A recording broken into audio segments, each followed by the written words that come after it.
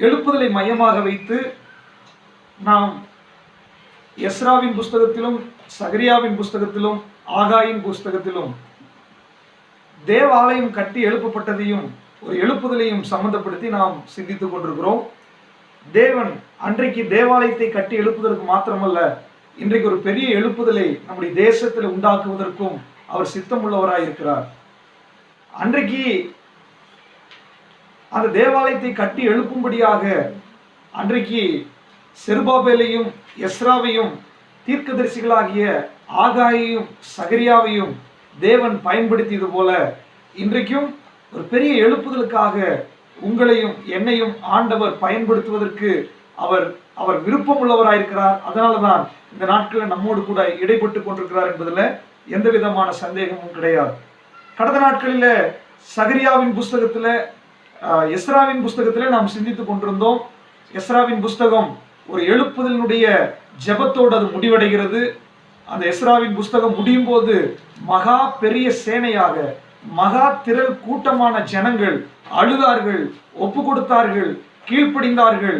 அது ஒரு தலைவனுடைய ஒரு சமர்ப்பணத்தில் அது நடந்தது என்று சொல்லி கடந்த நாட்களிலே நாம் சிந்தித்துக் கொண்டிருந்தோம். ஆகாயினுடைய புஸ்தகத்தை குறித்து நாம் சிந்தித்தோம். அதுல தேவாலயத்தினுடைய அந்த வேலையில சோர்ந்து போயிருக்கிறவர்களை உற்சாகப்படுத்தும்படியாய் ஆகாய் தீர்க்கதரிசி கொண்டு ஆண்டவர் பேசினார் என்பதையும் நாம் கடந்த நாட்களிலே சிந்தித்திருக்கிறோம். இன்றைக்கு மீண்டுமாக சகரியாவின் புஸ்தகத்துக்கு நாம் வரும்போது, சகரியாவின் புஸ்தகத்திலே அதனுடைய முதல் பகுதி ஆகாய் தீர்க்கதரிசியை போலவே ஆகாயினுடைய ஊழியம் முடிந்தவுடனே உடனடியாக சகரியா தன்னுடைய ஊழியத்தை தொடங்குகிறார். சகரியாவினுடைய ஊழியத்தில் ஆகாயை போலவே செருபாபேலை தட்டி எழுப்பும்படியாக தேவாலயத்தினுடைய வேலை முழுமை அடையும்படியாக தேவாலயத்தை கட்டி முடிக்கும்படியாக உற்சாகப்படுத்தும்படியாய் சகரியாவை ஆண்டவர் உபயோகப்படுத்தினார். அதே நேரத்தில் சகரியாவின் புஸ்தகத்தினுடைய பாதி பிற்பகுதி 6வது அதிகாரத்திற்கு மேலே அநேக காரியங்களை நாம் வாசிக்கிறோம். அதுல நீங்க வாசித்து பார்த்தால் மேசியாவினுடைய வருகை குறித்து பேசுகிறார், மேசியா சங்கரிக்கப்படுகிறதை குறித்து பேசுகிறார். அதற்கு பிற்பாடு இஸ்ரவேல் ஜனங்கள் ரட்சிக்கப்படுகிறதையும் அவர் ராஜாவாக வருகிறதையும் சகரியாவினுடைய தீர்க்க தரிசன புஸ்தகம் நமக்கு வெளிப்படுத்தி கொண்டிருக்கிறது. இந்த நாட்களிலே அந்த சகரியாவின் தீர்க்க தரிசன புஸ்தகத்தை நாம் வாசிக்கும் போது கிட்டத்தட்ட ஒரு 6 தரிசனங்களை அவர் காண்கிறார்.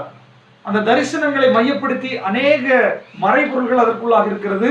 இன்றைக்கு நம்முடைய சிந்தனைக்காக நாம் வாசிக்கலாம். சகரியாவின் புஸ்தகம் 6ஆம் அதிகாரம் 12வது வசனத்தையும் 13வது வசனத்தையும் வாசிக்க கேட்போம். சகரியாவின் புஸ்தகம் 6ஆம் அதிகாரம் 12வது வசனம் 13வது வசனம். அவனோட சொல்ல வேண்டியது, சேனைகளின் கர்த்தர் உரைக்கிறது என்னவென்றால், இதோ ஒரு புருஷன் அவருடைய நாமம் கிளை எனப்படும். அவர் தம்முடைய ஸ்தானத்திலிருந்து முளைத்தெழும்பி கர்த்தருடைய ஆலயத்தை கட்டுவார். அவரே கர்த்தருடைய ஆலயத்தை கட்டுவார். அவர் மகிமை பொருந்தினவராய் தம்முடைய சிங்காசனத்தின் மேல் வீற்றிருந்து ஆளுகை செய்வார். தம்முடைய சிங்காசனத்தின் மேல் ஆசாரியராயும் இருப்பார்.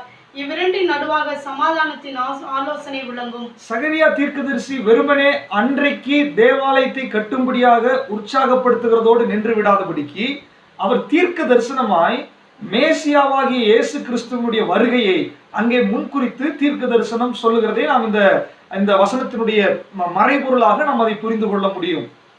இன்றைக்கு இயேசு கிறிஸ்துவை குறித்து சகரியா தீர்க்க தரிசன புஸ்தகம் எப்படி வெளிப்படுத்துகிறது என்பதை குறித்து நாம் சிந்திக்க போகிறோம்.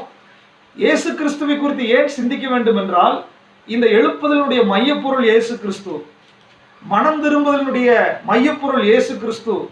அவருடைய வருகைக்காக தான் நாம் காத்து கொண்டிருக்கிறோம், ஊழியத்தை செய்கிறோம். கிறிஸ்துவத்தினுடைய அடிஸ்தானமே இயேசு கிறிஸ்துவாக இருக்கிறது. அதனால ஒரு எழுப்புதலுக்காக தேவன் உங்களையும் என்னையும் பயன்படுத்தும் போது நாம் ஆராதிக்கிற அந்த இயேசு கிறிஸ்துவனுடைய அவர் யார் என்பதை குறித்து புரிந்து கொண்டால் மாத்திரமே அந்த எழுப்புதல் சரியான ஒரு எழுப்புதலாக இருக்க முடியும்.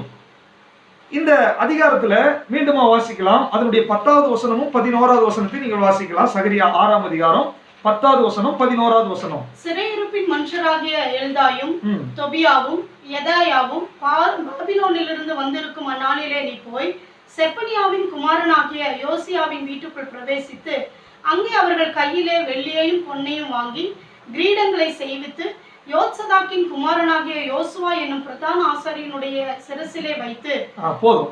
இங்க பாத்தீங்கன்னா தேவன் சகரியா தீர்க்கதரிசியின் மூலமாய் ஒரு விஷயத்தை அங்கே சொல்லுகிறார். நமக்கு தெரியும், சிறையிருப்பில் பாபிலோனில் இருந்து ஜனங்கள் திரும்ப வந்திருக்கிறார்கள். இவர்கள் இரண்டாவது பிரயாணமாய் வந்தவர்கள் முதலாவது பிரயாணமாய் செருபாபேலுடைய தலைமையில் வந்தார்கள். அவர்கள் தேவாலயத்தை கட்டி முடித்தார்கள். இரண்டாவதாக எஸ்ராவினுடைய தலைமையில ஜனங்கள் வருகிறார்கள். இவர்கள் ஆலயத்தினுடைய அநேக பனிமுட்டுகள், வெள்ளி, பொன் என்று ஆலயத்திலிருந்து அவர்கள் திருடி கொண்டு போன அநேக காரியங்களை கொண்டு வருகிறார்கள், திரும்ப கொண்டு வருகிறார்கள். கொண்டு வந்து இப்பொழுது எருசலேமுக்கு வந்த உடனே இப்பொழுது சகரியா மூலமாய் ஆண்டவர் பேசுகிறார். என்ன பேசுகிறார்? அதனுடைய 10வது வசனம் என்ன சொல்கிறது? தொபியாவும் எதாயாவும் பாபிலோனிலிருந்து வந்திருக்கும் அந்நாளிலே நீ போய் செப்பன்யாவின் குமாரனாகிய யோசியாவின் வீட்டுக்குள் பிரவேசித்து அங்கே ஒரு பிரதான ஆசாரியன் இருக்கிறான், அவன் பேர் யோசுவா. அந்த பிரதான ஆசாரியின் இடத்துக்கு போக வேண்டும். அங்கே போய் என்ன பண்ணணும் அப்படின்னு சொன்னா, வெள்ளியை கொண்டு வந்திருக்கிறார்கள், பொன்னை கொண்டு வந்திருக்கிறார்கள். அப்போ வெள்ளியாலும் பொன்னாலுமான கிரீடத்தை அவனுடைய தலையிலே நீங்கள் சூட்ட வேண்டும். எனக்கு அருமையானவர்களே, 2 விதமான கிரீடங்கள் ஒருவனுடைய தலையின் மேலே சூட்டப்படுகிறது. அப்ப 2 விதமான கிரீடங்கள் என்ன என்று சொன்னால், ஒன்று வெள்ளி, இன்னொன்று பொன். வெள்ளி என்பது ஒரு மீட்பினுடைய அடையாளமாய் சொல்லப்பட்டிருக்கிறது. அப்ப வெள்ளி என்பது ஒரு மீட்பு என்று சொன்னால், பொன் என்பது தேவனுடைய மகிமையை குறிக்கிறது. பாருங்க, வெள்ளி மீட்பினுடைய அடையாளம். மீட்பு என்றால் ஒரு ஆசாரிய ஊழியத்தை அடையாளப்படுத்துகிறது. ஒரு ஆசாரியனுடைய வேலை என்ன?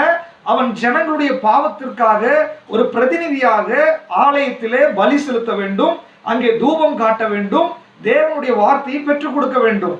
அப்போ ஜனங்களுடைய பாவ பரிகாரத்துல ஆசாரியனுடைய வேலை மிக முக்கியமாக இருக்கிறது. அப்ப வெள்ளி மீட்பை குறிக்கும் போது அந்த மீட்பினுடைய ஊழியத்திலே பங்கு பெறுகிற ஆசாரியனை குறிக்கிறது. இரண்டாவதாக பொன் என்பது தேவனுடைய மகிமையை குறிக்கிறது. அந்த தேவனுடைய மகிமை என்பது ஒரு ராஜாவை குறிக்கிறது. அவர் ஆளுகை செய்கிறவர், அவர் ஒரு ராஜா என்பதை குறிக்கிறது. எனக்கு அருமையானவர்களே, இப்போ யோசுவாவாகிய பிரதான ஆசாரியனுடைய தலையின் மேல இந்த வெள்ளி கிரீடத்தையும் பொன் கிரீடத்தையும் தரிப்பிக்க வேண்டும். நீங்க நல்ல பழைய ஏற்பாட்டை வாசித்து பார்த்தீங்கன்னா, இஸ்ரவேல் ஜனங்களுக்கு 3 விதமான அபிஷேகம் இருக்கிறது. ஒன்று ராஜாக்களுடைய அபிஷேகம், இன்னொன்று தீர்க்கதரிசியினுடைய அபிஷேகம், இன்னொன்று ஆசாரியனுடைய அபிஷேகம், பிரதான ஆசாரியனுடைய அபிஷேகம். இந்த 3 தலைவர்கள் தான் இஸ்ரவேல் நாட்டை நிர்வாகம் பண்ணி கொண்டிருந்தார்கள். இதுல தீர்க்கதரிசி என்பவர் ராஜாவுக்கு ஆலோசனை சொல்லவும் ஜனங்களை எச்சரிக்கவும் தேவன் அவரை பயன்படுத்தி கொண்டிருந்தார். ராஜாவினுடைய அபிஷேகம் என்பது, ராஜா என்பது அது எங்கு வேண்டுமானாலும் யாரை வேண்டுமானாலும் அவர் தெரிந்தெடுத்திருக்கிறார். அதுல ராஜாவுக்கு இன்ன குரூப்ல இருக்கிறவங்க தான் ராஜாவாக வேண்டும் என்பது இல்லை. தாவீதுக்கு வாக்குத்தத்தம் கொடுத்தார். தாவீதினுடைய குடும்பத்தார் பாவம் செஞ்ச உடனே வேற கோத்திரத்திலிருந்தும் ராஜாக்கள் வந்தார்கள். ஆனால் மகா பிரதான ஆசாரியன் என்று சொல்லி ஆலயத்திலே ஆசாரிய வேலை செய்கிறதுக்கு ஒரு அபிஷேகம் இருக்கிறது. அந்த அபிஷேகம் லேவி கோத்திரத்துல, லேவி குடும்பத்துல பிறந்த ஒருவனுக்கு மட்டுமே அந்த அபிஷேகம் கொடுக்க வேண்டுமே ஒழிய வேற மனிதர்கள் லேவி குடும்பத்துல வந்து அந்த ஆசாரிய வேலையை செய்ய முடியாது. அப்போ ஆசாரிய வேலையை செய்கிறவர்களை பார்த்தீங்கன்னு சொன்னா, அவர்கள் ஆலயத்திற்குள்ளதான் இருக்க வேண்டும், ஆலயத்தினுடைய காரியத்தை தான் செய்ய வேண்டும், ஆசாரிய ஊழியத்தை தான் செய்ய வேண்டுமே ஒழிய வேறு காரியத்தில் அவர்கள் தலையிடக்கூடாது. இது தேவனுடைய பிரமாணம், சட்டம், அவருடைய ஒழுங்கும் அதுதான். அப்போ இங்க பாத்தீங்கன்னா, அந்த யோசுவா என்கிற பிரதான ஆசாரியன், இவன் அந்த லேவி குடும்பத்துல ஒரு ஆசாரிய வகுப்பை சார்ந்தவன். இவன் ஒரு பிரதான ஆசாரியனா இருந்தான். இவனுடைய வேலை ஆசாரியத்துவனுடைய வேலையாக இருக்கிறது. ஆனால் இப்பொழுது அவனுடைய தலையின் மேல 2 வகையான கிரீடம் சூட்டப்படுகிறது. ஒன்று ஆசாரியத்துவத்துக்குரிய கிரீடமாக அடையாளப்படுத்துகிற வெள்ளியினாலான கிரீடம், இன்னொன்று ராஜரீக அபிஷேகத்தை குறிக்கிற பொன்னினாலாகிய கிரீடம் அவனுக்கு சூட்டப்படுகிறது. அப்படி என்று சொன்னால், இன்றைக்கு வரைக்கும் நடைபெற்று வந்த, இந்த தீர்க்க தரிசனம் சொல்லுகிற வரைக்கும் நடைபெற்று வந்த தேவனுடைய பிரமாணத்திற்கு விரோதமான ஒரு காரியம் அந்த இடத்துல நடக்கிறது.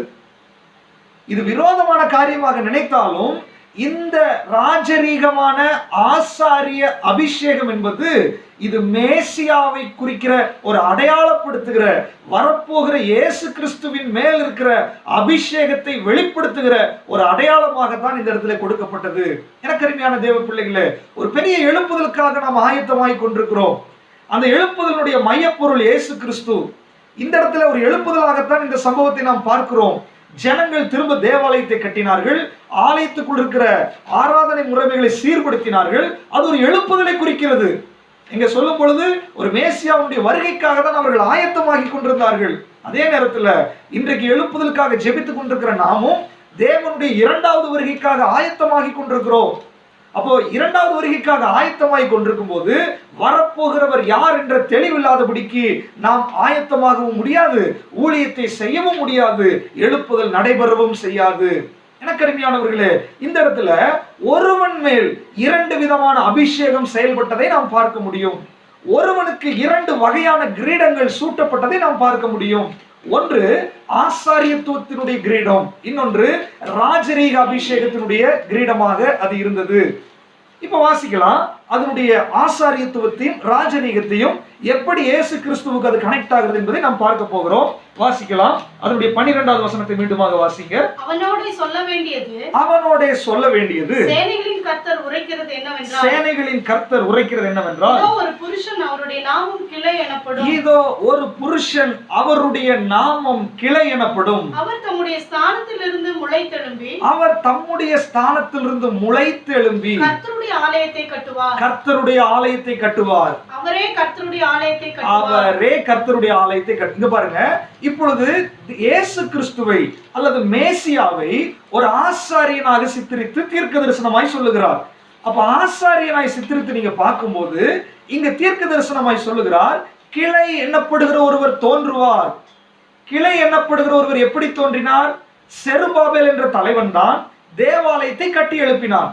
சகரியா தீர்க்க தரிசன புஸ்தகம் 4ஆம் அதிகாரம் 9வது வசனத்தை கூட வாசிங்களேன். சகரியா தீர்க்க தரிசனம் 4:9. செருபாபேலின் கைகள் இந்த ஆலயத்திற்கு அஸ்திபாரம் போட்டது. அவன் கைகளே இதை முடித்து தீர்க்கும். நல்லா கவனிச்சுக்கோங்க. பில்டிங்கை பத்தி பேசுறாரு. செருபாபேலால் கட்டப்பட்ட ஆலயம், அவன் தொடங்கினா அவன் கையிலேயே அது முடியும். ஆனால் தீர்க்க தரிசனம் செருபாபேலோட நிக்கல, அது மேசியா வரைக்கும் கடந்து போகிறது. செருபாபேல் என்றால் என்ன? அவனுடைய பெயரே பாபிலோனின் கிளை, த பிரான்ச் ஆஃப் பாபிலோன் அப்படின்னு சொல்லிதான் அதனுடைய அர்த்தம். பாபிலோனுடைய கிளை, அது ஒரு பாபிலோனிய பெயர். அப்ப செருபாபேலை கிளை என்றுதான் சொல்லுகிறார்கள். அப்ப செருபாபேல் தான் இந்த ஆலயத்தை கட்ட தொடங்குகிறான். அவன் கைகளே அதை கட்டி தீர்க்கும் என்று சகரியா தீர்க்க தரிசனம் சொல்லுகிறார். அப்ப செருபாபேல் மாத்திரமல்ல, செருபாபேலோடு அது நிற்கிறதில்லை. எப்படி யோசுவா ஆண்டவருக்கு ஒரு உதாரணமா இருந்தானோ அது போல செருபாபேலும் ஒரு உதாரணம் தான். இப்ப செருபாபேல் ஒரு கிளையாக இருக்கும்போது மேசியாவாகிய இயேசு கிறிஸ்துவை தீர்க்க தரிசனமாக வேதம் என்ன சொல்லுகிறது என்று நாம் வாசிக்கலாம். ஏசாயா 4ஆம் அதிகாரம் 2வது வசனத்தை வாசிங்க. ஏசாயா தீர்க்க தரிசன புஸ்தகம் 4ஆம் அதிகாரம் 2வது வசனம். ஏசாயா 4:2. இஸ்ரவேலில் தப்பினவர்களுக்கு அந்நாளிலே கர்த்தரின் கிளை அலங்காரமும் மகிமையுமாயிருக்கும். கர்த்தரின் கிளை அலங்காரமும் மகிமையுமாயிருக்கும். பூமியின் கனி அவர்களுக்கு சிறப்பும் அலங்காரமுமாயிருக்கும். 11ஆம் அதிகாரம், ஏசாயா 11ஆம் அதிகாரம் 1-2 வசனங்களை வாசிக்கலாம். ஈசா என்னும் அடிமரத்திலிருந்து ஒரு துளிர் தோன்றி அவன் வேர்களிலிருந்து ஒரு கிளை எழும்பி செல்லும். அந்த வேரிலிருந்து ஒரு கிளை எழும்பும். ஞானத்தையும் உணர்வையும் அருளும் ஆவியும், ஆலோசனையையும் பலனையும் அருளும் ஆவியும், அறிவையும் கர்த்தருக்கு பயப்படுகிற பயத்தையும் அருளும் ஆவியும் ஆகிய கர்த்தருடைய ஆவியானவர் அவர் மேல் தங்கி இருப்பார். இயேசு கிறிஸ்துவையும் அவர் மேல் இருக்கிற அபிஷேகத்தையும் குறித்து இங்க சொல்லப்பட்டிருக்கு. அப்ப பாருங்க, கிளை என்கிற இயேசு கிறிஸ்து அவர் ஈசாயின் அடிமரத்திலிருந்து தோன்ற போகிறார். பல வருஷங்களுக்கு முன்னாடி சகரியா தீர்க்கதரிசி சொல்றார். அது ஏசாயா உறுதிப்படுத்துகிறார். அடுத்ததாக எரேமியாவினுடைய புஸ்தகம் 23ஆம் அதிகாரம் 5வது வசனத்தை வாசிக்கலாம். எரேமியா 23:5. இதோ நாட்கள் வரும் என்று கர்த்தர் சொல்லுகிறார். நாட்கள் வரும் என்று கர்த்தர் சொல்லுகிறார். அப்பொழுது தாவீதுக்கு ஒரு நீதி உள்ள கிளையை எழும்ப பண்ணுவேன். தாவீதுக்கு நீதி உள்ள ஒரு கிளையை எழும்ப பண்ணுவேன். அவர் ராஜாவாய் இருந்து ஞானமாய் ராஜரீகம் பண்ணி பூமியிலே நியாயத்தையும் நீதியையும் நடப்பிப்பார். 33ஆம் அதிகாரம் அதே எரேமியா 33:15 வசனத்தை கூட வாசிங்க. எரேமியா 33:15. அந்நாட்களிலும் அக்காலத்திலும் தாவீதுக்கு நீதியின் கிளையை முளைக்க பண்ணுவேன். தாவீதுக்கு நீதியின் கிளையை முளைக்க பண்ணுவேன். போதும். இந்த 4 வசனங்களை நீங்க பாத்தீங்கன்னா இயேசு கிறிஸ்து இந்த உலகத்துல பிறக்க போகிற விஷயத்தை ஒரு கிளையாக, அது முளை தெழும்பி வருகிற கிளையாக சொல்லப்படுகிறது. இதைத்தான் சகரியா தீர்க்கதரிசி சொல்லுகிறார். ஒரு கிளை தோன்றும், ஒரு கிளை முளை தெழும்ப போகிறது. அது எங்கிருந்து முளைக்கும்? தாவீதினுடைய வேரிலிருந்து முளைக்கும். தாவீது என்றால் யார்? இஸ்ரவேலுடைய அரசன். அப்ப தாவீதினுடைய சந்ததியிலே பிறக்கிற இயேசு கிறிஸ்து என்ற ஒரு கிளை அங்கிருந்து முளைத்தெழும்பும் என்று வேதத்திலே தெளிவாய் சொல்லப்பட்டிருக்கிறது. அப்போ இந்த கிளை என்பதை இயேசு கிறிஸ்துவுக்கு உதாரணமாக சொல்லப்பட்டிருக்கிறது. எப்படி செருபாபேல் அந்த கட்டிடமாகிய ஆலயத்தை கட்டி எழுப்பினானோ அவன் இயேசு கிறிஸ்துவின் அடையாளமாய் சொல்லப்படுகிறான். அதுபோலவே இயேசு கிறிஸ்து என்ற ஒரு கிளை இந்த உலகத்தில் பிறக்கும், அது முளைக்கும், அது வளரும், ஒரு ஆலயத்தை கட்டி முடிக்கும் என்று சொல்லி தீர்க்க தரிசனமாக சொல்லப்பட்டது. இந்த தீர்க்க தரிசனத்தினுடைய நிறைவேறுதல் தான் வாசிக்கலாம். மத்தேயு எழுதின சுவிசேஷம் 2ஆம் அதிகாரம் 5வது வசனமும் 6வது வசனத்தை வாசிக்கலாம். மத்தேயு எழுதின சுவிசேஷம் 2ஆம் அதிகாரம் 5ம் 6ம். அதற்கு அவர்கள் யூதேயாவில் உள்ள பெத்லகேமிலே பிறப்பார். யூதேயாவில் உள்ள பெத்லகேமிலே பிறப்பார். ஏனென்றால் யூதேயா தேசத்தில் உள்ள பெத்லகேமே, யூதாவின் பிரபுக்களில் நீ சிறியதல்ல, என் ஜனமாகிய இஸ்ரவேலை ஆளும் பிரபு உன்னிடத்திலிருந்து புறப்படுவார் என்று தீர்க்கதரிசியினால் எழுதப்பட்டிருக்கிறது என்றார்கள். இப்ப இயேசு கிறிஸ்து தீர்க்கதரிசியினால் எழுதப்பட்டது நிறைவேறும்படி பெத்லகேமிலே பிறந்து விட்டார். அப்ப பாருங்க, இயேசுனுடைய பிறப்பு வெறுமனே ஒரு பிறப்பு கிடையாது. அது தீர்க்கதரிசிகளால் முன்னுரைக்கப்பட்டது நிறைவேறும்படியாக இயேசு பிறந்தார். தீர்க்கதரிசிகள் என்ன முன்னுரைத்தார்கள்? ஒரு கிளை தோன்றும், தாவீதுடைய வேரிலிருந்து ஒரு கிளை தோன்றும், அவர் ஒரு ஆலயத்தை கட்டி எழுப்புவார், அவர் அரசாளுவார் என்று பல தீர்க்கதரிசிகளால் முன்னுரைக்கப்பட்டது. குறிப்பாக சகரியால சொல்லப்பட்டது போல பெத்லகேமிலே அந்த கிளை முளைக்க தொடங்கினது. அதுதான் இயேசு கிறிஸ்துவினுடைய பிறப்பு. இப்ப இயேசு பிறந்து விட்டார். இப்ப இயேசு என்ன செய்தார்? வாசிங்க எபிரேயர் 10ஆம் அதிகாரம் 10வது வசனத்திலிருந்து 12வது வசனம் வரைக்கும். எபிரேயர் 10:10-12. இயேசு கிறிஸ்துவினுடைய சரீரம் ஒரே தரம் பலியிடப்பட்டதினாலே, இயேசு கிறிஸ்துவாகிய கிளையினுடைய சரீரம் ஒரே தரம் பலியிடப்பட்டதினாலே அந்த சித்தத்தின்படி நாம் பரிசுத்தமாக்கப்பட்டிருக்கிறோம். அந்த சித்தத்தின்படி நாம் பரிசுத்தமாக்கப்பட்டிருக்கிறோம். அன்றியும் எந்த ஆசாரியனும் நாள்தோறும் ஆராதனை செய்கிறவனாயும் பாவங்களை ஒரு காலம் நிவர்த்தி செய்யக்கூடாத ஒரேவித பலிகளை அநேக தரம் செலுத்தி வருகிறவனாயும் நிற்பான். இவரோ பாவங்களுக்காக ஒரே பலியை செலுத்தி என்றென்றைக்கும் தேவனுடைய வலது பார்சத்தில் உட்கார்ந்து இனி தம்முடைய சத்துருக்களை தமது பாதப்படியாக்கி போடும் வரைக்கும். இப்ப இயேசு கிறிஸ்துவை பத்தி சொல்லப்பட்டிருக்கிறது எபிரேயருக்கு எழுதின நிருபத்துல. இவர் கிளையாக பிறந்தார், இவர் வளர்ந்தார். இப்பொழுது இயேசு கிறிஸ்து என்ன செய்தார் என்று வாசித்தால், இவர் ஆசாரிய ஊழியத்தை இந்த இடத்துல செய்தார். ஆசாரியர்கள் என்ன பண்ணுவாங்க? ஜனங்களுடைய பாவத்தினுடைய பிரதிநிதிகளாக அவர்கள் ஜனங்களுக்கு பரிகாரமாக பலி செலுத்துவது ஆசாரியர்களுடைய வேலை. அப்ப ஆசாரியர்கள் என்பது ஒவ்வொரு முறை பாவம் செய்யும் போதும், ஒவ்வொரு நபர்கள் பாவம் செய்யும் போதும் அவர்களுடைய பாவத்திற்காக பிராயச்சித்தமான பரிகார பலியை ஒவ்வொரு முறையும் தொடர்ந்து செய்து கொண்டிருந்தார்கள். இதுதான் ஆசாரியர்களுடைய வேலை. ஆனால் இப்பொழுது கிளையாக முளைத்த இயேசு கிறிஸ்துவின் மேல ஒரு ஆசாரிய அபிஷேகம் இருந்ததுனால அந்த ஆசாரியர் இங்க வேதத்துல சொல்லப்பட்டிருக்கிறது, அவர் ஒரே முறை பலியாக நமக்காக அங்க பிராயச்சித்தம் அவர் செய்து முடித்தார். இப்ப இயேசு பாருங்க, அவர் ஆசாரியராக வெளிப்படுகிறார். இன்னொரு வசனம் 19வது வசனத்திலிருந்து, அதே 10ஆம் எபிரேயர் 19 22 வரைக்கும் வாசிங்க. ஆகையால் சகோதரரே நாம் பரிசுத்த ஸ்தலத்தில் பிரவேசிப்பதற்கு இயேசுவானவர் தமது மாம்சமாகிய திரையின் வழியாய் புதிதும் ஜீவனுமான மார்க்கத்தை நமக்கு உண்டு பண்ணியிருக்கிறார். அந்த மார்க்கத்தின் வழியாய் பிரவேசிப்பதற்கு அவருடைய இரத்தத்தினாலே நமக்கு தைரியம்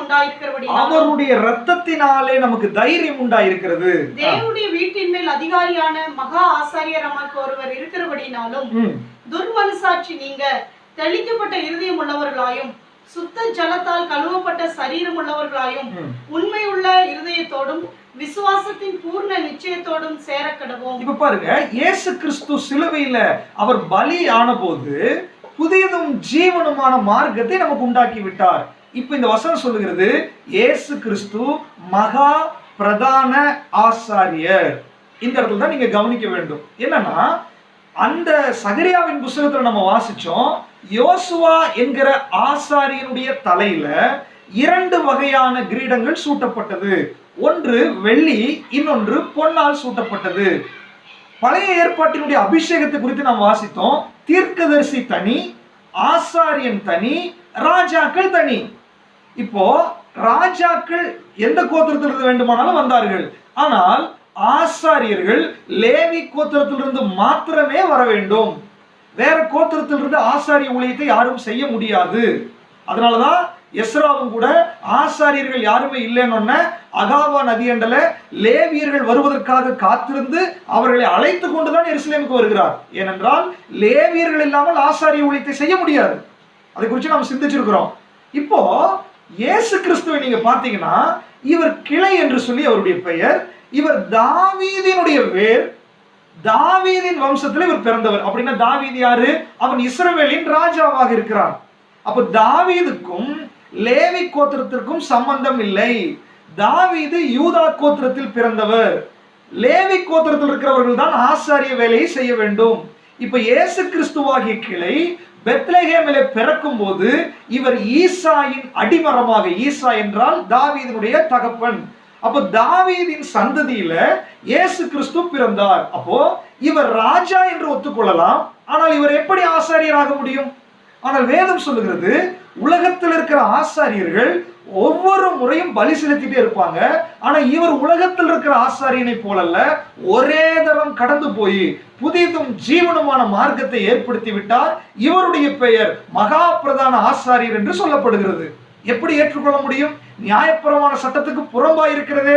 அப்ப இவர் எப்படி ஆசாரியர் ஆனார் என்றால், எபிரேயர் நிருபம் 5ஆம் அதிகாரம் 8வது வசனத்திலிருந்து 10வது வசனம் வரைக்கும் வாசிங்க. எபிரேயர் 5ஆம் அதிகாரம் 8லிருந்து 10 வரைக்கும். அவர் குமாரனாயிருந்தும் பட்ட பாடுகளினாலே கீழ்ப்படிதலை கற்றுக்கொண்டு தாம் பூர்ணரான பின்பு தமக்கு கீழ்ப்படுகிற யாவரும் நித்திய ரட்சிப்பை அடைவதற்கு காரணராகி, கீழ்ப்படுகிறவர்களுக்கு நித்திய ரட்சிப்பை அடைவதற்கு காரணராகி மெல்கிசேதேக்கின் முறைமையின்படி பிரதான ஆசாரியர் என்று தேவனாலே நாமம் பிரதான ஆசாரியர் என்று மனிதனால் அல்ல, தேவனால் நாமம் தரிக்கப்பட்டிருக்கிறார். ஹல்லேலூயா. நாம் ஆராதிக்கிற ஆண்டவர் அவர் மகா பிரதான ஆசாரியராய் இருக்கிறார்.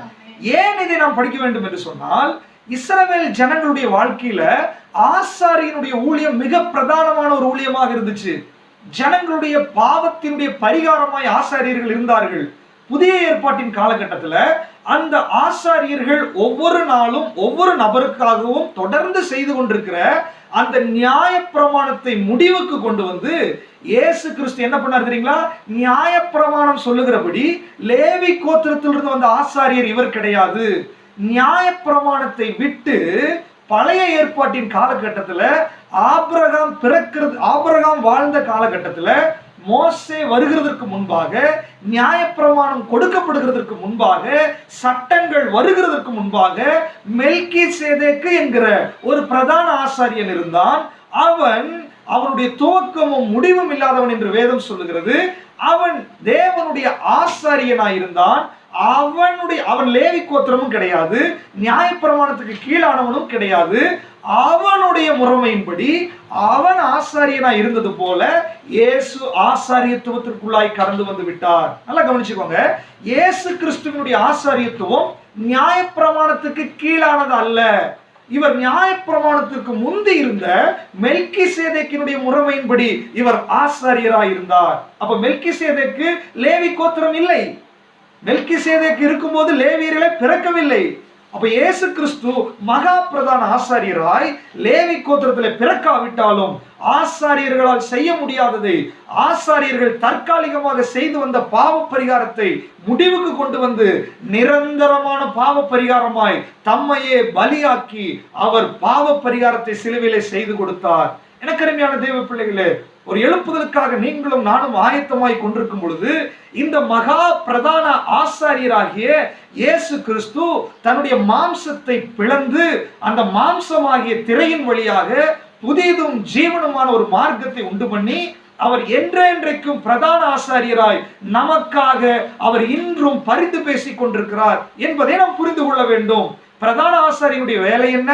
அவன் மத்தியஸ்தனாய் நின்று கொண்டு ஜனங்களுடைய பாவத்துக்காய் பிராயச்சித்தம் செய்கிறது போல இயேசு கிறிஸ்து இன்றைக்கும் நமக்காக பிதாவினுடைய சமூகத்திலே பரிந்து பேசிக் கொண்டிருக்கிறார். அவருடைய ஆசாரிய ஊழியம் இன்றும் நடந்து கொண்டிருக்கிறது என்பதை நீங்கள் புரிந்து கொள்ள வேண்டும். ஏன் இதை புரிந்து கொள்ள வேண்டும்? முதலாவது, ஆசாரிய ஊழியத்தை அவர் மேலே செய்து கொண்டிருக்கிறதுனால ஒருவேளை உங்களுடைய வாழ்க்கையில என்னுடைய வாழ்க்கையில எழுப்புதலுக்கு தடையாய், தேவனுடைய பரலோகத்திற்கு போவதற்கு தடையாய், தேவனுக்கு விரோதமான ஏதாவது காரியங்கள் இருந்தால் நமக்காக ஒரு பிரதான ஆசாரி இருக்கிறார் என்பதை புரிந்து கொண்டு இன்றைக்கு நம்மை தாழ்த்தும் போது இன்றும் நமக்காக அவர் பரிந்து பேசிக் கொண்டிருக்கிறார். நம்மை சுத்திகரிக்கிறதற்கு அவர் சர்வ வல்லமை உள்ள தேவனாய் இருக்கிறார் என்பதை முதலாவது நாம் புரிந்து கொள்ள வேண்டும். இரண்டாவதாக, ஏன் அவர் ஆசாரியராக இருக்கிறார் என்பதை புரிந்து கொள்ள வேண்டும் என்றால், இந்த உலகத்துல அநேக ஜனங்கள், இன்னும் கோடி கோடியான ஜனங்கள், லட்சோப லட்சமான ஜனங்கள் இனியும் பாவ பரிகாரத்திற்காக தற்காலிகமான டெம்பரவரியான காரியங்களை தேடி ஓடிக்கொண்டிருக்கும் பொழுது அவர்களை அழைத்து அவர்களுக்கு இவரே ஆசாரியர், இவரே மகா பிரதான ஆசாரியர், இவரே பரிகாரி, இவரே பலியானவர், இவர்தான் புதிதான மார்க்கத்தை உண்டு பண்ணினவர், இவர்தான் சாபமானவர், இவர்தான் ரத்தம் சிந்தினவர் என்று சொல்லி அந்த ஆசாரியரை அடையாளப்படுத்தி காண்பிக்காவிட்டால் இந்த தேசத்தில் ஒரு எழுப்புதல் நடக்காது. நல்லா தெரிஞ்சுக்கோங்க, எழுப்புதல் என்பது அற்புதங்களையும் அடையாளங்களையும் சார்ந்ததல்ல. இயேசுவினுடைய சிலுவையில் அறையப்பட்ட இயேசுவை மையப்படுத்துகிறது தான் எழுப்புதல். இயேசு கிறிஸ்துவை சொந்த இரட்சகராக அவர்கள் ஏற்றுக்கொள்ளும் போது அவர்களுக்குள் இருக்கிற இருள் விலக ஆரம்பிக்கிறது. வேதம் சொல்லுகிறது, இன்றைக்கும் அவர் நமக்காக பரிந்து பேசிக் கொண்டிருக்கிறார். இன்றைக்கும் மனம் திரும்பாத நம்முடைய சகோதர சகோதரிகளுக்காக இயேசு கிறிஸ்து அவர் பரிந்து பேசிக் கொண்டிருக்கிறார். இன்றைக்கும் அவருடைய ரத்தம் பாவத்தை கழுவுவதற்கு ஆயத்தமாயிருக்கிறது. தேசத்திற்குள்ளாக இந்த இயேசுவினுடைய அந்த பரிகாரமும் அந்த பிராயச்சித்தமும் ஜனங்களுக்கு போய் சேராததற்கு நீங்களும் நானும் தான் காரணமே ஒழிய வேற யாரும் கிடையாது. ஏனென்றால் இயேசு சகல ஜனத்திற்காக மரித்து விட்டார், சகல ஜனத்திற்காக பிராயச்சித்தம் செய்து விட்டார். ஏன் இன்றும் எழுப்புதல் நடக்கவில்லை? ஏன் இந்த சுவிசேஷம் போகவில்லை? அற்புதங்களை சொல்லியே நம்ம சலித்து போய்விட்டோம். வியாதியை சுகமாக்குறதுலயே நாம் குறியாக இருந்து விட்டோம். பொருளாதார பிரச்சனைகளுக்காக ஜெபிக்கிறதுலயே நம்ம கவனம் செலுத்தி விட்டோம். நம்முடைய வீட்டு பிரச்சனையும் தனிப்பட்ட பிரச்சனையுமே பேசி ஜனங்களை மயக்கி வைக்க ஆரம்பித்து விட்டோம். சிலுவையில் அறையப்பட்ட இயேசுவை பிரசங்கிக்க தவறிவிட்டோம். அவர் மகா பிரதான ஆசாரியர். அவர் வெறுமனே ஒரு ஆசாரியனை போல ஆட்டை கொண்டு வந்து வெட்டி பலி செலுத்துகிறவர் அல்ல. தம்மை தாமே பலியாக்கி தம்முடைய சொந்த இரத்தத்தினாலே மகா பரிசுத்த ஸ்தலத்திற்குள் கடந்து போய் இன்றைக்கும் உங்களுக்காகவும் எனக்காகவும் அவர் பரிந்து பேசிக் கொண்டிருக்கிறார். அதனாலதான் இன்றைக்கு நம்ம ரட்சிக்கப்பட்டிருக்கிறோம். இந்த ரட்சிப்பை பெற்றுக்கொள்ளாத எத்தனையோ ஜனங்கள் இருக்கும் பொழுது அவர்களுக்கு இந்த சுவிசேஷத்தை, சிலுவையில் அறையப்பட்ட இயேசுவை, அவருடைய இரத்தத்தினால் வருகிற பாவ பரிகாரத்தை, அவருடைய மரணத்தினால் வருகிற விடுதலையை சுவிசேஷமாய் சொல்லும்படியாகத்தான் உங்களையும் என்னையும் அழைத்திருக்கிறாரே ஒழிய வேற கதை பேசுவதற்காக நம்மை அழைக்கவில்லை. இன்றைக்கு அதற்கு நீங்கள் ஒப்பு கொடுத்தால் அந்த ஆசாரியரை, அந்த பிரதான ஆசாரியரை, அந்த பரிகாரியை ஜனங்களுக்கு நீங்கள் காண்பிக்க ஆரம்பித்தால் அதுதான் எழுப்புதலுடைய துவக்கம் என்பதை நீங்கள் புரிந்து கொள்ள வேண்டும். எனக்கருமையானவர்களே, இயேசு கிறிஸ்து அவர் சிலுவையில் அடிக்கப்பட்டதினால் எபேசியர் நிருபம் 2ஆம் அதிகாரத்தில் நாம் வாசிக்கிறோம், அக்கிரமங்களிலும் பாவங்களிலும் மரித்தவர்களாய் இருந்த நம்மை அவர் உயிர்ப்பித்தார். முற்காலத்தில் இந்த உலகத்தினுடைய வழக்கத்திற்கேற்றபடி கோபாக்கினின் பிள்ளைகளாய் நாம் வாழ்ந்து கொண்டிருந்தோம். ஆனால் அவருடைய இரக்கத்தினாலே இப்பொழுது நாம் அவரோடு கூட உன்னதங்களிலே உட்கார செய்யும்படியாக ராஜரீக ஆசாரிய கூட்டமாக, பாவங்கள் மன்னிக்கப்பட்டவர்களாக, நீதிமான்களாக உங்களையும் என்னையும் ஆண்டவர் மாற்றியிருக்கிறாரே. இது எப்படி நடந்தது? இந்த இயேசுவை விசுவாசிக்கும் போதல்லவா, இவருடைய பலிமரணத்தினால் அல்லவா. இந்த பலிமரணத்தினாலே இலவசமாய் கிடைத்த மீட்பு இன்றும் கோடி கோடியான ஜனங்களுக்கு கிடைக்காதபடிக்கு தடுக்கப்பட்டிருக்கிறதற்கு நீங்களும் நானுமே காரணம் என்பதை நாம் புரிந்து கொள்ள வேண்டும். எனக்கருமையானவர்களே, இயேசு கிறிஸ்துவின் மேல ராஜரீக அபிஷேகம் இருந்தது. அதே நேரத்தில் அவர் ஒரு ஆசாரிய அபிஷேகம் பெற்றவராய் இருந்தார். இஸ்ரவேல் ஜனங்களுடைய சரித்திரத்துல ராஜாக்கள் யாரும் ஆசாரிய வேலை செய்தது கிடையாது. ஆனால் இயேசு கிறிஸ்து அந்த முறைமையின்படி அல்ல, இவர் மெல்கிசேதேக்கின் முறைமையின்படி வந்ததுனால இவர் மகா பிரதான ஆசாரியராய் தேவனே அவரை அப்பாயிண்ட் பண்ணியிருக்கிறார். எனக்கருமையானவர்களே, இன்றைக்கும் அந்த பிரதான ஆசாரியர் நமக்காக பரிந்து பேசிக் கொண்டிருக்கிறார். மனம் திரும்பாத ஜனங்களுக்காய் பரிந்து பேசுகிறார். இந்திய தேசத்திற்காய் பரிந்து பேசிக் கொண்டிருக்கிறார். தமிழ்நாடுக்காய் பரிந்து பேசுகிறார். கேரளாவுக்காக பரிந்து பேசுகிறார். கர்நாடகாவுக்காக பரிந்து பேசிக் கொண்டிருக்கிறார். அவர் இன்றைக்கும் தன்னுடைய ரத்தத்தை காண்பித்து பிதாவுடைய சமூகத்துல பிதாவுடைய கோபம் வெளிப்படாதபடிக்கு அங்கிருந்து அவர் பரிந்து பேசிக் கொண்டிருக்கிறார். ஆனால் அந்த பரிகாரமும் அந்த தேவனால் வருகிற ரட்சிப்பையும் ஜனங்களுக்குள்ள கொண்டு போய் சேர்க்கிறது உங்களுடைய கையிலும் என்னுடைய கையிலும் இருக்கிறது என்பதை நீங்கள் புரிந்து கொள்ள வேண்டும். இன்றைக்கு கிறிஸ்துவானவர் மகிமை நம்பிக்கையாய் நமக்குள்ளே அவர் வாசம் பண்ணி கொண்டிருக்கிறார். நம்முடைய சரீரத்தை அன்றைக்கு செருபாபேல் எப்படி தேவாலயத்தை கட்டினானோ, இன்றைக்கு நம்முடைய சரீரமாகிய ஆலயத்தை அவர் கட்டி எழுப்பி இருக்கிறார். ஆனால் இன்றும் பாழாய் கிடக்கிற எத்தனையோ ஜனங்களை கட்டி எழுப்பும்படியாகத்தான் உங்களையும் என்னை ஆண்டவர் அழைத்திருக்கிறார். எத்தனையோ ஜனங்கள் பாழாய் கிடக்கிறார்கள் அல்லவா. இந்த இயேசுவை அவர்களுக்கு கொண்டு போய் சேர்க்க வேண்டும்.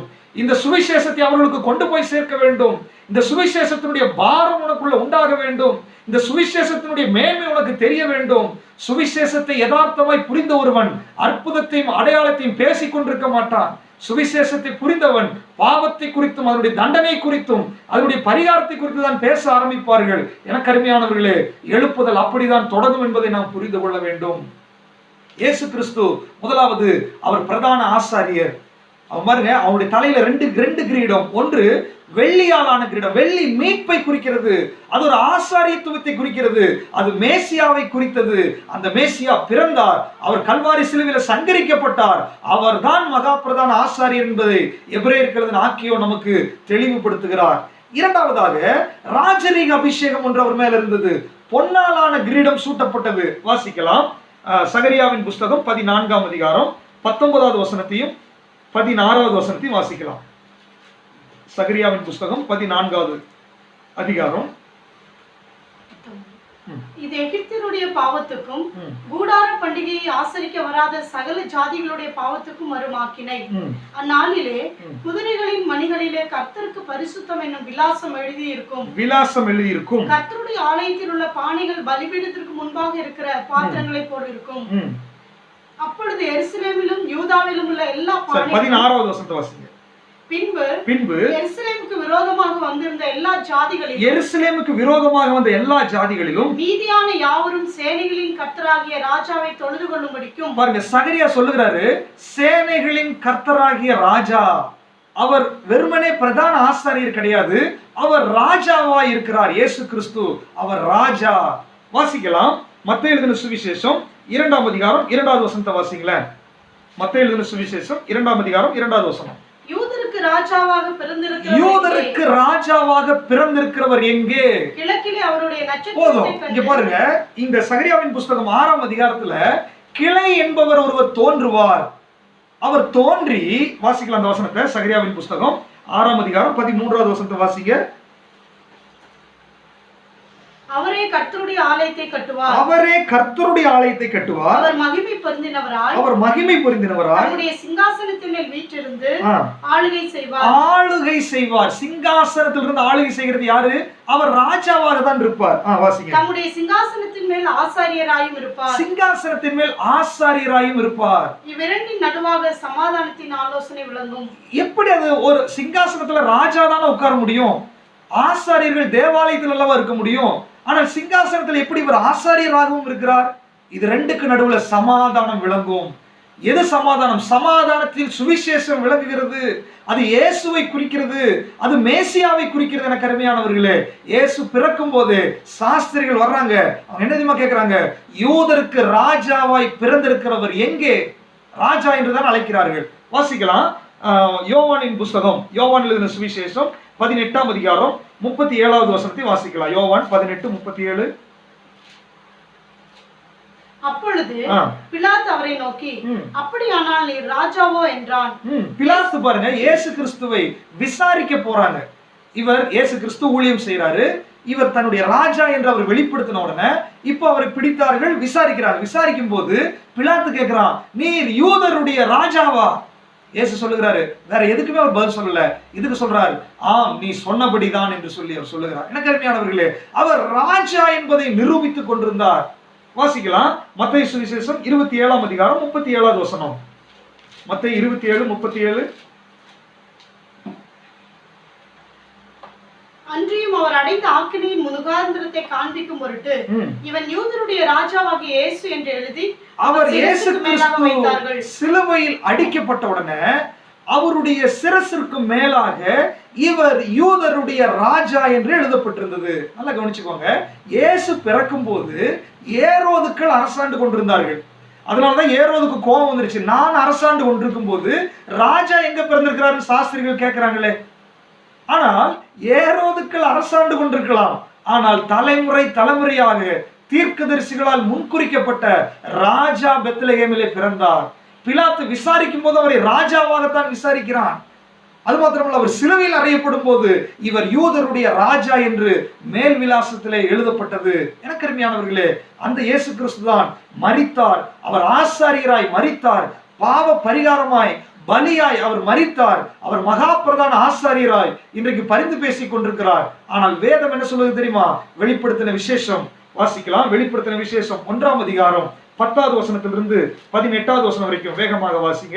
வெளிப்படுத்தல் 1ஆம் அதிகாரம் 10லிருந்து 18. கர்த்தருடைய நாளில் ஆவிக்குள்ளானேன். கர்த்தருடைய நாளில் ஆவிக்குள்ளானேன். அப்பொழுது எனக்கு பின்னாலே எக்கால சத்தம் போன்ற பெரிதான ஒரு சத்தத்தை கேட்டேன். அது நான் அல்பாவும் ஒமேகாவும், நான் அல்பாவும் ஒமேகாவும், முந்தினவரும் பிந்தினவருமாய் இருக்கிறேன். நீ காண்கிறதை ஒரு புஸ்தகத்தில் எழுதி ஆசியாவில் இருக்கிற எபேசு, சிமிர்னா, பெர்கமு, தியத்தீரா, சர்தை, பிலதெல்பியா, லவோதிக்கேயா என்னும் பட்டணங்களில் உள்ள 7 சபைகளுக்கும் அனுப்பு என்று விளம்பினது. அப்பொழுது என்னுடனே பேசின சத்தத்தை பார்க்க திரும்பினேன். திரும்பின போது 7 பொன்குத்து விளக்குகளையும் அந்த 7 குத்து விளக்குகளின் மத்தியிலே நிலையங்கி தரித்து மார்பருகே பொற்கச்சை கட்டியிருந்த மனுஷகுமாரனுக்கு ஒப்பானவரையும் கண்டேன். அவருடைய சிரசும் மயிரும் வெண்பஞ்சை போலவும் உறைந்த மழையை போலவும் வெண்மையாயிருந்தது. அவருடைய கண்கள் அக்கினி ஜுவாலையை போல் இருந்தது. அவருடைய பாதங்கள் உலைக்களத்தில் காய்ந்த பிரகாசமான வெண்கலம் போல் இருந்தது. அவருடைய சத்தம் பெருவெள்ளத்து இறைச்சலை போல் இருந்தது. போதும், இங்க பாத்தீங்கன்னா இயேசு கிறிஸ்துவை குறித்து அது சொல்லப்பட்டிருக்கிறது. யோவான் சீசன் பத்மு தீவுல அவன் தனிமைப்படுத்தப்பட்டிருந்த போது கர்த்தருடைய நாளில் அவன் ஆவிக்குள்ளாகி ஆண்டவர் அவனை தரிசனத்துக்குள்ள கொண்டு போன உடனே அவன் தரிசனத்திலே பார்க்கிறான், சிங்காசனத்தை பார்க்கிறான், அதில் இருக்கிற 7 பொன் குத்துவிளக்குகளை பார்க்கிறான், அதுல மார்பருகே பொற்கச்சையை கட்டி நிலையங்கி தரித்தவராய் அந்த 7 குத்துவிளக்குகள் மத்தியிலே உலாவுகிற ஒருத்தனை பார்க்கிறார். நல்லா கவனிச்சுக்கோங்க, அவர் ராஜாவாக பார்க்கிறார். ஆனால் ஒரு ஆசாரியனுடைய மார்பருகே இருக்கிற பொற்கட்சியை போல கட்டி சபைகளிலே குத்துவிளக்குகள் மத்தியிலே உலாவுகிற ஒரு ஆசாரியனாக பார்க்கிறார். அதே நேரத்தில் அவர் அல்பாவும் ஒமேகாவும் ஆனவராய், அவர் முந்தினவரும் பிந்தினவருமாய் இருக்கிறவருமாய், மரணத்திற்கும் பாதாளத்திற்கும் உடைய திறவுகோள்களை கையில் ஏந்தி கொண்டிருக்கிற ஒரு ராஜாவாய், அக்கினி ஜுவாலைகளுக்கு ஒத்த கண்களை உடையவராய் இவன் தரிசனத்திலே பார்த்து கொண்டிருக்கிறான். பாருங்க இயேசு கிறிஸ்துவ. அடுத்தது வாசிங்க, 19ஆம் அதிகாரம், வெளிப்படுத்தல் 19ஆம் அதிகாரம் 11லிருந்து 16 வரைக்கும் வாசிக்கலாம். வெளிப்படுத்தல் 19 11லிருந்து 16 வரைக்கும். பின்பு பரலோகம் திறந்திருக்க கண்டேன். பரலோகம் திறந்திருக்கிறதை கண்டேன். இதோ ஒரு வெள்ளை குதிரை காணப்பட்டது. வெள்ளை குதிரை காணப்பட்டது. அதின்மேல் ஏறி இருந்தவர் உண்மையும் சத்தியமும் உள்ளவர். அதின்மேல் ஏறி இருந்தவர் உண்மையும் சத்தியம் உள்ளவராய் இருந்தார். அவர் நீதியாய் நியாயம் தீர்த்து யுத்தம் பண்ணுகிறார். அவர் நீதியாய் நியாயம் தீர்த்து யுத்தம் பண்ணுகிற ராஜா. அவருடைய கண்கள் அக்கினி ஜுவாலை போல இருந்தன. அவருடைய கண்கள் அக்கினி ஜுவாலை போல இருந்தது. அவருடைய சிரசின் மேல் அநேக கிரீடங்கள் இருந்தன. அவருடைய சிரசில் அநேக கிரீடங்கள் இருந்தது. அவருக்கே அன்றி வேறொருவருக்கும் தெரியாத ஒரு நாமமும் எழுதி இருந்தது. ரத்தத்தில் தோய்க்கப்பட்ட வஸ்திரத்தை தரித்திருந்தார்.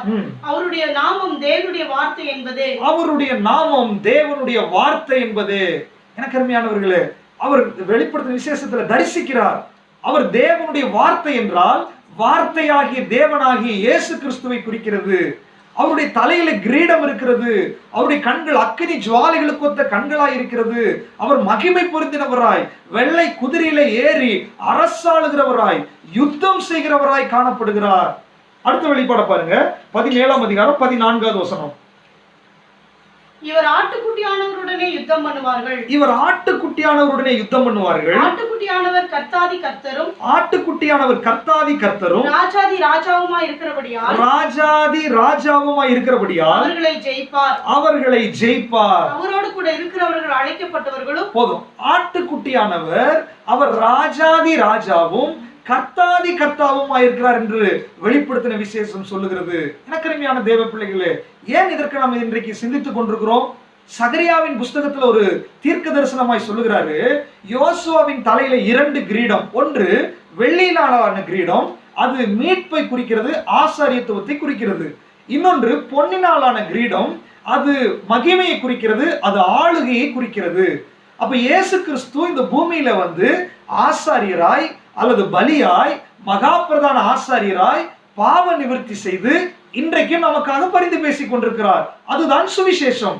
அதே நேரத்துல இதை இயேசு கிறிஸ்து அவர் இந்த செருபாபேலுக்கு அல்லது சகரியா தீர்க்க தரிசன புஸ்தகத்துல சொல்லப்பட்டது போல அவர் வந்து அரசாள போகிறார். அவருக்கு ஒரு சிங்காசனம் இருக்க போகிறது. அவர் ஆலயத்தை கட்டி எழுப்புவார் என்று தீர்க்க தரிசனமாய் 6ஆம் அதிகாரத்தில் சொல்லப்பட்டது போல இயேசு கிறிஸ்து திரும்ப இந்த பூமிக்கு வரப்போகிறார். அவர் திரும்ப வரும்போது எப்படி வரப்போகிறாராமா? அவர் ராஜாதி ராஜாவாய் வரப்போகிறார். அவர் அக்கினி ஜுவாலைகளுக்கு ஒத்த கண்களுடைய நியாய தீர்ப்பு செய்கிறவராய் வரப்போகிறார். இந்த உலகத்தை நியாயம் தீர்க்க போகிறார். அது மாத்திரம் கிடையாது, அவருடைய சொந்த ஜனங்களுக்கு எதிராக, இஸ்ரவேல் ஜனங்களுக்கு எதிராக கூட்டம் கூடுகிற ராஜாக்களை அவர்களை முறியடித்து என்றென்றைக்கும் நித்திய ராஜாவாய் அரசாள போகிறவராய் அவர் திரும்ப வரப்போகிறார். எனக்கு அருமையானவர்களே, அவர் ராஜா என்பதை வேதம் நமக்கு வெளிப்படுத்துகிறது.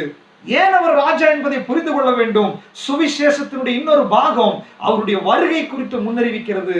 எனக்கு அருமையானவர்களே, அவர் வேதம் சொல்லுகிறது, இதோ சீக்கிரமாய் வருகிறேன், இதோ சீக்கிரமாய் வருகிறேன் என்று சொல்லி அவருடைய வருகைக்கான சகல ஆயத்தங்களையும் வேதம் நமக்கு சொல்லி இருக்கிறது. இன்றைக்கு நம்ம வாழ்ந்து கொண்டிருக்கிற நாட்களிலே அவருடைய வருகைக்கான சகல ஆயத்தங்களும் நம் கண் முன்பாகவே எல்லாம் நடந்து கொண்டிருக்கிறது. இவைகளெல்லாம் நமக்கு என்ன சொல்லுகிறது?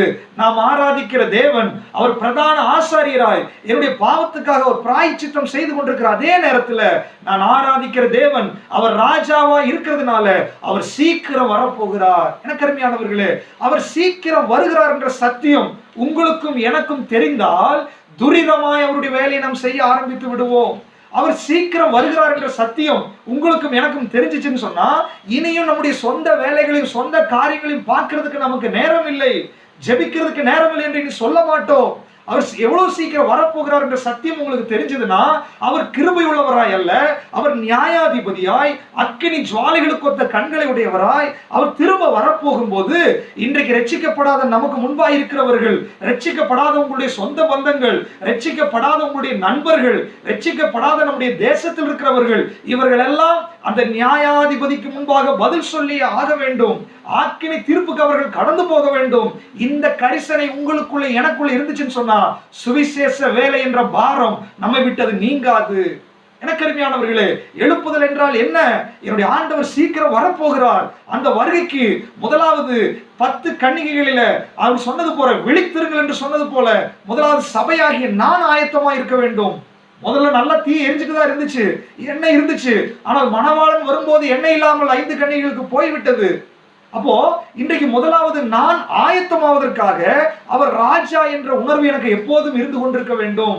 அது மாத்திரம் கிடையாது, அழிந்து போகிற ஜனங்களை பார்க்கும் பொழுது ராஜா சீக்கிரம் வரப்போகிறார், அவர் சீக்கிரம் வந்து நியாயம் தீர்க்க போகிறார், அவர் சீக்கிரம் வந்து இந்த உலகத்தை முடிவுக்கு கொண்டு வர போகிறார் என்ற உணர்வு உங்களுக்கும் எனக்கும் இருந்துச்சுன்னு சொன்னா சுவிசேஷ வேலை துரிதமாய் நடக்கும் என்பதுல எந்த விதமான சந்தேகம் கிடையாது. எனக்கு அருமையானவர்களே, வெளிப்படுத்த விசேஷம் சொல்லுகிறது, அவர் வரும்போது அவனுக்கு கொடுக்கக்கூடிய பிரதிபலன் அவரோடு கூட வந்து கொண்டிருக்கிறது. அப்படின்னு சொன்னா என்ன? அவர் பிரதான ஆசாரியராய் நமக்காக பிராயச்சித்தம் செய்து தன்னையே பலியாக கொடுத்து உங்களையும் என்னையும் விலையாக வாங்கி இருக்கிறார். வெள்ளினாலும் பொன்னினாலும் மீட்கப்படல, தன்னுடைய சொந்த ரத்தத்துலதான் உங்களை அவர் சம்பாதித்திருக்கிறார். உங்களுக்கு அவர் விலை கொடுத்தது என்ன தெரியுமா? அவருடைய உயிரவே விலையாய் கொடுத்திருக்கிறார். அவர் ஒரு ஆசாரியராய் இப்பொழுது அவர் ராஜாவாய் வரப்போகிறார். வந்து என்ன கேட்பார் தெரியுமா? உனக்காக நான் மரிச்சிருக்கிறேன் அல்லவா, உனக்காக ஜீவனை கொடுத்திருக்கிறேன் அல்லவா, எனக்காக நீ என்ன செய்தாய்? நான் ராஜாவாய் வரப்போகிறேன் என்பதை சொல்லியிருக்கிறேன் அல்லவா, அழிந்து போகிற ஜனங்களுடைய பொறுப்பு உன்னிடத்துல கொடுக்கப்பட்டிருக்கிறது அல்லவா, ஜெபிக்கிற ஊழியம் உன்னிடத்துல கொடுக்கப்பட்டிருக்கிறது அல்லவா, சுவிசேஷத்தை சொல்லக்கூடிய வேலை உன்னிடத்துல கொடுக்கப்பட்டிருக்கிறது அல்லவா. ஆண்டவர் ராஜாவாக வரப்போகிறார் என்பதை தெரிந்திருந்தும் நிர்விசாரமாய் இருக்கிற விசுவாசிகள், சுவிசேஷத்தை அறிவிக்காத விசுவாசிகள், ஆத்தும பாரம் இல்லாத விசுவாசிகளை நியாயம் தீர்க்கும்படியாய் அவர் வரப்போகிறார். பதில் சொல்லியே ஆக வேண்டும். எனக்கு அருமையான தேவ பிள்ளைகளே, ரட்சிக்கப்பட்ட ஒவ்வொரு தேவ பிள்ளையும் ஆண்டவர் ராஜாவாய் வரும்போது அவருடைய பிரதிபலன்கள் அவரோடு கூட வரப்போகிறது. உன்னுடைய குடும்ப பிரச்சனை அவர்கிட்ட சொல்ல முடியாது, உன்னுடைய பினான்சியல் பிரச்சனை அவர்கிட்ட சொல்ல முடியாது, உன்னுடைய இயலாமைகளை அவர்கிட்ட சொல்ல முடியாது. ரட்சிப்பு உனக்குள்ள இருந்தால் உன்னுடைய இயலாமைகள் ஒரு விஷயம் அல்ல. உன்னுடைய வாயில சிலுவையில் அறையப்பட்ட இயேசுவை நீ உயர்த்தி பிடித்திருக்க வேண்டும். இயேசுவினுடைய அறிவின் மகிமையின் அறிவாகிய சுவிசேஷத்தின் ஒளியை நீ பிரசங்கித்திருக்க வேண்டும். சுவிசேஷத்தை சொல்லி இருக்க வேண்டும். எனக்கு அருமையானவர்களே, அதை சொல்லலைன்னு சொன்னா கண்டிப்பாக அவருக்கு நீங்கள் பதில் சொல்லியே ஆக வேண்டும். அவர் கிருபையின் ஆசனத்தில் இருந்து கொண்டு இன்றைக்கு நமக்காக பரிந்து பேசிக் கொண்டிருக்கிறார். ஆனால் அவர் வரும்போது அவர் ராஜாவாய் வரப்போகிறார். அவரை சந்திக்கிறதுக்கு நீங்கள் ஆயத்தமா? எனக்கு அருமையானவர்களே, இன்றைக்கு அவர் கிருபையினுடைய காலகட்டத்தில் இருக்கிறதுனால நம்ம எவ்வளவு தவறு செஞ்சாலும் ஆண்டவரே என்னை மன்னியும் ஆண்டவரே, இறங்குங்க ஆண்டவரே சொன்ன உடனே அவர் இரக்கத்தில் ஐஸ்வர்யம் உள்ளவராய் இன்றைக்கு நம்மை அவர் மன்னிக்கிறார், நமக்கு இறங்குகிறார். ஆனால் அவர் ராஜாவாய் வரும்போது அவர் நியாயம் தீர்க்கிறவராய் வருவாரே ஒழிய இரக்கம் உள்ளவராய் வரப்போகிறது கிடையாது. எனக்கு அருமையானவர்களே, அந்த ராஜாவை சந்திக்கிறதுக்கு நீங்கள் ஆயத்தமா? எனக்கு அருமையான தேவ பிள்ளைகளே, ஒரு மனுஷனுடைய வாழ்க்கையில முதலாவது இயேசுவை ஆசாரியனாய் அவன் சந்திக்க வேண்டும். இயேசுவை ஒரு பலியாய் அவன் சந்திக்க வேண்டும். அப்படி சந்தித்தவன் தான் அவரை ராஜாவாய் சந்திக்கவே முடியும். இயேசுவை ஆசாரியராய் சந்தித்த ரட்சிப்பை பெற்றுக்கொண்ட நீங்கள் அவரை ராஜாவாய் சந்திக்கிறதுக்கு நீங்கள் ஆயத்தமா இருக்கிறீர்களா? சுவிசேஷ வேலை செய்யாதபடிக்கு அவரை உயர்த்தி பிடிக்காமல் அவருடைய நாமத்தை மகிமைப்படுத்தாமல் ஆத்தும ஆதாயம் செய்யாமல் நீங்க வேற என்ன வேணாலும் செய்யலாம், ராஜாவை நீங்கள் சந்திக்க முடியாது. தலை குனிய வேண்டிய ஒரு சூழ்நிலை வரும், வெட்கப்பட வேண்டிய ஒரு சூழ்நிலை வரும். எனக்கு அருமையானவர்களே, இன்றைக்கு ஆண்டவருக்கு ஒப்பு கொடுக்கலாமா? அவர் மேல ரெண்டு அபிஷேகம். ஒன்று ஆசாரியத்துவத்தினுடைய அபிஷேகம் இருந்துச்சு, ராஜாவாயும் இருந்தார். அவர் ஆசாரியராய் பாவ பரிகாரம் செய்தார். அவர் ராஜாவாய் இந்த உலகத்தை ஆளுவதற்கு அவர் வரப்போகிறார். ராஜ்யங்களை தள்ளி போட்டுக் கொண்டு அவரே என்றென்றைக்கும் அரசாளுகிற ராஜாவாய் இருக்க போகிறார். அவர் சர்வ வல்லமையுள்ள தேவனாய் நித்திய ராஜ்யம் அவருடையது. யுகா யுகங்களாய் அவர் அரசாள போகிறார். இந்த உலகத்தினுடைய பீரியட் எல்லாம் ரொம்ப ஷார்ட், அவ்வளவுதான். இந்த கவர்மெண்ட் எல்லாம் முடிச்சு போக போகிறது. என்றைக்கும் உள்ள கவர்மெண்ட் அவருடைய கவர்மெண்ட். எனக்கு அருமையானவர்களே, அந்த ராஜ்யத்துல நீங்கள் ஆளுகை செய்கிறவர்களா இருக்கணும்னா இன்னைக்கு சுவிசேஷத்தை சொல்லும்படியாய் ஆத்தும ஆதாயம் செய்யும்படியாய் உங்களை ஒப்பு கொடுக்க வேண்டும். எனக்கு அருமையானவர்களே, எத்தனை பேர் அதுக்காக ஒப்பு கொடுக்க போறீங்க? எல்லாரும் கண்களை மூடி ஒரு நிமிஷம் ஆண்டவரை நோக்கி பார்க்கலாமா? நம்முடைய ஆண்டவர் அவர் ஆசாரியர் மாத்திரமல்ல, அவர் ராஜாதி ராஜாவா இருக்கிறார், அவர் கர்த்தாதி கர்த்தாவா இருக்கிறார். அந்த ராஜாவை சந்திக்கிறதுக்கு நீங்கள் ஆயத்தமா இருக்கிறீங்களா? எல்லாரும் கண்களை மூடி ஒரு நிமிஷம், ஆண்டவரே நான் ரட்சிக்கப்பட்ட நாளில் இருந்து ஆத்தும ஆதாயம் செய்யல ஆண்டவரே, என்னால ஒரு சுவிசேஷ வேலை நடக்கல ஆண்டவரே, இன்றைக்கு ஒரு வேளை வருகை இருந்தால் உம்மை சந்திக்கிறதுக்கு எனக்கு வெட்கமாக இருக்கிறது ஆண்டவரே. ஆண்டவரே, என்னால் ஆத்தும ஆதாயம் செய்ய முடியல ஆண்டவரே, ஆனால் இன்றைக்கு நான் என்னை ஒப்பு கொடுக்கிறேன்.